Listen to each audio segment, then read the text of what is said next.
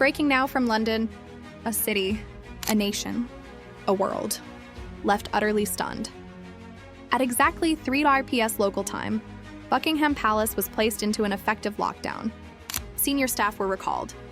Royal security has been visibly heightened. The reason? A catastrophic, unthinkable leak that has just surfaced. A leak that connects the 2 most toxic sagas in modern royal history. We can now report that King Charles III is, at this moment, demanding answers. After explosive new documents have surfaced, allegedly linking Meghan Markle to the disgraced, and now title-stripped, Andrew Mountbatten Windsor. This isn't a rumor. This isn't speculation. This is a bombshell. The king is reportedly beyond apoplectic. Prince William is in an emergency meeting at Windsor, and the entire institution of the monarchy is reeling from a revelation that no one saw coming. The next 48 hours will not just be a crisis. It will be a war for the very soul of the British crown. To understand this detonation, you must understand the last 72 hours. Just 3 days ago, King Charles took the nuclear option. He formally and legally stripped his brother, Andrew, of all his remaining titles. His princely style. His Royal Highness. Andrew is now simply Andrew Mountbatten Windsor, a man in disgrace, banished, exiled, for his unforgivable ties to the monster. Jeffrey Epstein, the world believed. The palace hoped. This was the end of the story. That the king had finally decisively cauterized the wound. That the Andrew chapter was closed. We were wrong. What we did not know, what no one knew, was that the king's final decision was not just based on old news. It was triggered by a new terror, a new connection. For years, the royal drama has been split into 2 distinct, separate camps. On one side, the Sussexes, Meghan and Harry. Their accusations of racism, their Netflix deals, their war with the media. On the other side, the dark criminal rot of Prince Andrew, Epstein, the lawsuits. The shame these 2 stories were never, ever supposed to touch until now. At approximately 1 p.m. today, a banned anonymous Substack, a blog known for publishing hacked government documents, released a cache of files. They were not government files. They were allegedly from the hacked server of a now defunct Hollywood law firm, and in that cache was a file marked AMW MM Confidential Comms 2021 AMW Andrew Mountbatten Windsor MM. Meghan Markle inside the file? A series of draft emails, memos, strategy documents, and they allegedly show that Meghan Markle, or at least individuals on her team, were in communication with Prince Andrew's legal and PR team in the lead up to her explosive Oprah interview. The allegation, the bombshell, is not just that they were talking, it's what they were talking about. The documents, if they are to be believed, lay out a proposed non-aggression pact, a strategy where the Sussexes' truth would not and must not ever intersect with Andrew's problem. The leak suggests that Andrew's team shared sensitive information with the Sussex camp to ensure Meghan would never be asked about or speak about Prince Andrew or Jeffrey Epstein. This is not a family chat. This is alleged collusion, a coordination to protect the 2 rogue elements from each other. And from the palace itself, the silence didn't last long. Text on screen, and that's when everything changed. 5 p.m. The first royal correspondents, their faces white, go live from outside Buckingham Palace. They can barely speak. We are trying to get confirmation, one stammers. But the allegations are catastrophic. That there was a level of coordination between the Sussex camp and the Andrew camp to manage their public narratives. 3 p.m. A senior member of Parliament, a noted critic of the Sussexes, is the first to go on record. If this is true, if there was any communication, any strategy shared between the Duchess of Sussex and the disgraced Duke of York to manage their stories, then this is not a PR issue. This is a moral vacuum, a black hole of judgment. 3:30 p.m., the media is now in a state of total uncontrolled frenzy. The king is reportedly incandescent. Why? Because this changes everything.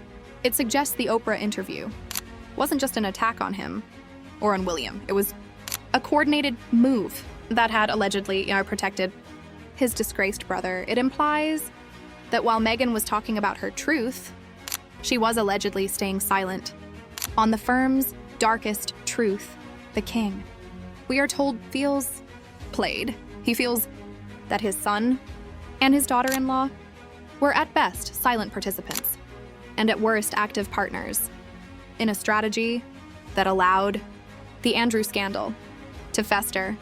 While their scandal, it took center stage. PM, a source deep inside the palace, has spoken. The king is demanding answers. Now, not from aides, not from lawyers. From Harry, we are told an irate King Charles placed a direct call to Montecito. The conversation was, quote, short and brutal. The king demanded to know if Harry had any knowledge of any contact between his wife's team and his uncle's team. Harry, reportedly, was blindsided. He was stunned. He allegedly denied everything. The king, we are told, did not believe him. The king has given his son a 48-hour ultimatum. Come to London. Explain this, or face consequences beyond imagining. The next 48 hours are no longer a countdown. They are a threat. At 30 p.m., Prince William, who was on a public engagement in Manchester, has canceled. He is in a car speeding back to Windsor. His reaction? We have one word from a source close to him. Livid. William is reportedly apoplectic. That the name of his family's greatest shame, Prince Andrew, is now being tied to the name of Meghan Markle. He sees this as the ultimate toxic merger. PM. The public reaction is not just anger. It is disgust. The hashtags are exploding. Andrew Meghan ties. Royal collusion. King Charles ultimatum.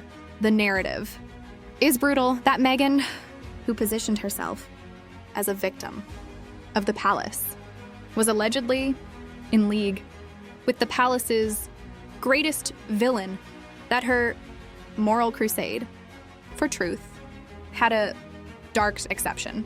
PM, a statement from Prince Andrew's former PR team. A desperate attempt at distance. We can confirm we have never had any professional or strategic communication with the Duchess of Sussex or her representatives. These leaked documents are a fabrication, a forgery, but it's too late. The damage is done. The denial is weak. The documents are circulating, and they are detailed. They include alleged draft talking points for the Sussex team on how to pivot if the A question ever came up. Pivots like that is a matter for the family to deal with internally. My focus is on my own experience. It is chillingly close to what was actually said. PM, a new second leak. And this is the first twist. This leak is not from the Substack. It's from a royal insider, a source, who claims this is not a new revelation to the palace. The king has known about these suspicions for months, the source claims. He has been agonizing over it. This changes everything. This is why he finally stripped Andrew of his title. It wasn't just the Epstein news. It was this. The king realized that the only way to defang this Meghan-Andrew time bomb was to first completely and totally exile Andrew, to sever him from the institution, so that when this inevitably leaked, the palace could say, he is not one of us. He is a private citizen. Just like her, the king's move against Andrew wasn't just justice. It was a strategy. He was preempting this very moment. He was sacrificing his brother to save the crown from his daughter-in-law. But what no one expected was the double twist. 10 to 8 p.m. The night is dark. London is stunned into silence. The king has played his move. He has checkmated his brother. He has issued an ultimatum. To his son, he has taken control, or has he? We have just received a new document, not from the Substack, not from an insider, from a public relations firm, a new PR firm that has just been hired by Andrew Mountbatten Windsor. Andrew is not staying silent. Andrew is fighting back. The double twist, the statement, is not a denial. It's a confirmation. Quote, "My client, Andrew Mountbatten Windsor, like many in the royal family, was concerned about the narrative being crafted by the Duchess of Sussex. He can confirm that his team did reach out to the Sussex team in 2021, not for collusion, but to warn them against further destabilizing the institution that, frankly, both were still a part of." My God, he's admitting it. He's admitting they were in contact, but he's flipping the script. He's not colluding with her. He's warning her. He's positioning himself as a statesman, as a defender of the institution. And then the final sort of killer in line, my client found the Duchess of Sussex's team to be surprisingly receptive to mutual discretion.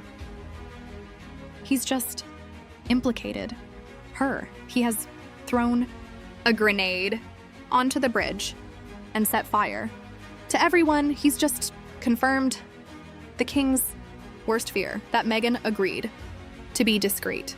Mach PM, a private jet, has just been chartered at Van Nuys Airport in California.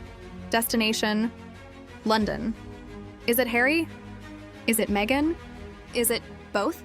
The king demanded answers, and Andrew, the man with nothing left to lose, just gave an answer that has tied the two exiled houses together in a knot of mutual discretion, a knot that King Charles now has to cut. We are getting live updates. The king has summoned Prince William to Buckingham Palace. The lights are on. The 48-hour countdown is on. Stay tuned.